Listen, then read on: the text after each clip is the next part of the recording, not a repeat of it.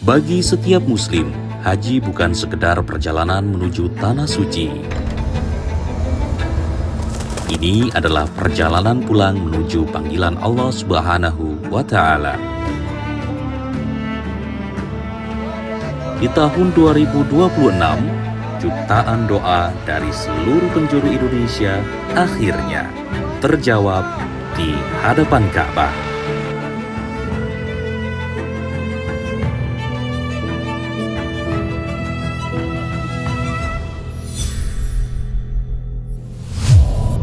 Tahun ini menjadi tonggak sejarah baru. Untuk pertama kalinya, penyelenggaraan ibadah haji dilaksanakan oleh Kementerian Haji dan Umroh Republik Indonesia. Dengan semangat transformasi, seluruh pelayanan diarahkan untuk mewujudkan trisukses haji, sukses ritual, sukses ekosistem ekonomi haji, serta sukses peradaban dan keadaban. Perjalanan para tamu Allah dimulai dari asrama haji. Di setiap embarkasi, semangat pengabdian para petugas menyatu dengan haru dan doa para jemaah yang bersiap memenuhi panggilan suci.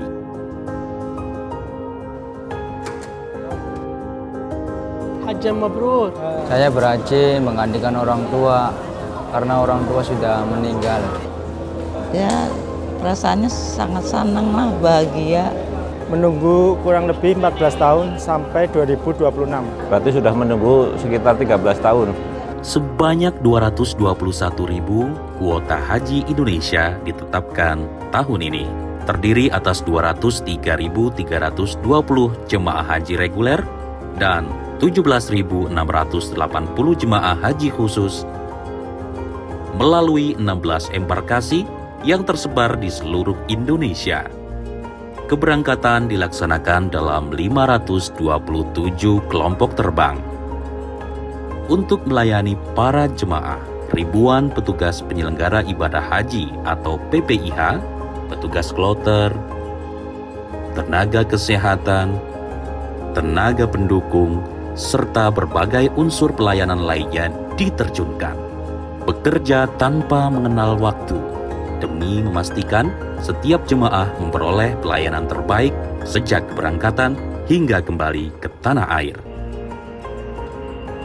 Proses keberangkatan dilakukan dalam 2 gelombang. Gelombang pertama menuju Madinah berlangsung pada 22 April hingga 6 Mei 2026. Disusul gelombang kedua menuju Jeddah pada 7 hingga 21 Mei 2026.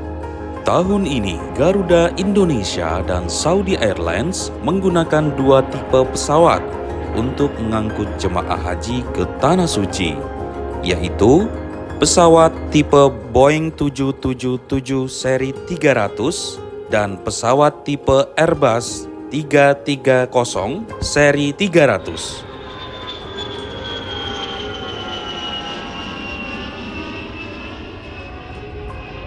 Sesampainya di Arab Saudi, jemaah menempati 177 hotel di Mekah dan 85 hotel di Madinah yang disiapkan pemerintah sebagai tempat tinggal selama menjalankan ibadah. Untuk mendukung mobilitas menuju Masjidil Haram, layanan bus sholawat beroperasi selama 24 jam. Sepanjang operasional haji, tercatat 11.990 perjalanan bus sholawat melayani mobilitas jemaah, termasuk armada ramah lansia dan penyandang disabilitas yang dilengkapi sistem hidrolik. Pelayanan konsumsi juga menjadi perhatian utama. Sebanyak 75 dapur profesional di Mekah dan Madinah menyiapkan jutaan box makanan bergizi yang didistribusikan langsung ke hotel-hotel jemaah.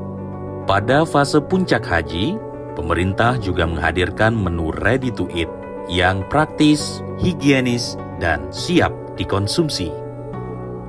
Transformasi pelayanan terus dilakukan melalui berbagai inovasi digital. Aplikasi Kawal Haji memudahkan jemaah menyampaikan laporan dan pengaduan. Dashboard informasi haji memungkinkan keluarga di tanah air memantau perkembangan operasional. Untuk pertama kalinya, lokasi petugas dapat dipantau secara real-time, sehingga koordinasi pelayanan menjadi semakin cepat, responsif, dan efektif. Di Madinah, petugas juga membantu proses penerbitan 165.486 tasreh Raudhah, sehingga semakin banyak jemaah memperoleh kesempatan berziarah ke Raudhah dengan tertib dan terjadwal. Klinik Kesehatan Haji Indonesia beroperasi selama 24 jam dengan fasilitas laboratorium, radiologi, USG, serta tenaga medis profesional yang selalu siaga. Sepanjang musim haji, Klinik Kesehatan Haji Indonesia telah melayani 940 jemaah.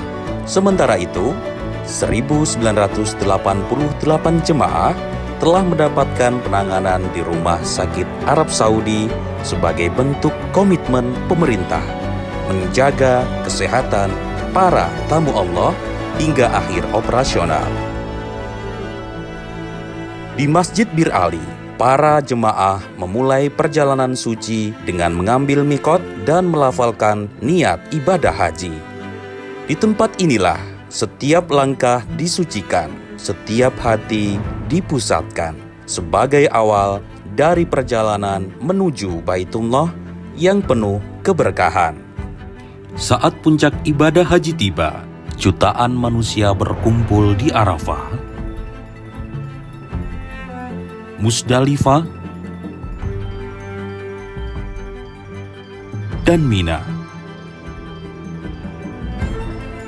Pemerintah menerapkan berbagai inovasi operasional seperti skema murur dan tanazul untuk mengurangi kepadatan, meningkatkan keselamatan, sekaligus memberikan kemudahan bagi lansia, penyandang disabilitas, dan jemaah berisiko tinggi agar tetap dapat menunaikan ibadah dengan aman dan nyaman. Proses pemulangan berlangsung secara bertahap hingga berakhirnya operasional.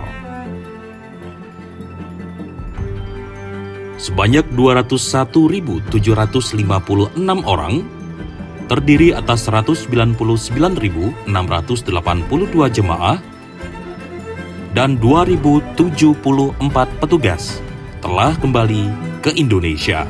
Akan tetapi, petugas harus tetap siaga, memberikan pelayanan terbaik hingga seluruh jemaah tiba di tanah air dengan selamat. Atas dedikasi dan pengabdian tersebut, Presiden Republik Indonesia, Bapak Prabowo Subianto, menyampaikan apresiasi kepada seluruh petugas penyelenggara ibadah haji yang telah bekerja dengan penuh keikhlasan dalam melayani para tamu Allah. Alhamdulillah, kerjasama kami dengan DPR sebagai tim WAS ini sangat-sangat konstruktif sehingga semua kesulitan di lapangan bisa diselesaikan dengan secara cepat dan cermat. Kemudian kami juga berterima kasih pada Presiden yang sudah membentuk Kementerian Haji ini sehingga kami ini khusus berbicara tentang haji, khusus berpikir tentang haji sehingga semuanya bisa kita laksanakan. Dan saya sangat senang tadi Bapak Presiden memberikan apresiasi kepada penyelenggara haji pada tahun ini. Kini, perjalanan suci telah usai, namun pengabdian sesungguhnya baru dimulai. Kemabruran bukan hanya dibawa pulang sebagai gelar, melainkan diwujudkan dalam akhlak yang mulia, kepedulian kepada sesama, serta kontribusi nyata bagi keluarga, masyarakat, bangsa, dan umat. Karena sesungguhnya, Tri Sukses Haji tidak berhenti di Tanah Suci. Sukses peradaban dan keadaban umat dimulai ketika nilai-nilai haji hidup dalam setiap langkah kehidupan. Terima kasih Jemaah Haji Indonesia. Semoga kepulanganmu mengukuhkan kemabruran dan cahaya haji terus menyertai setiap langkah kehidupan. Sampai berjumpa kembali pada musim haji berikutnya.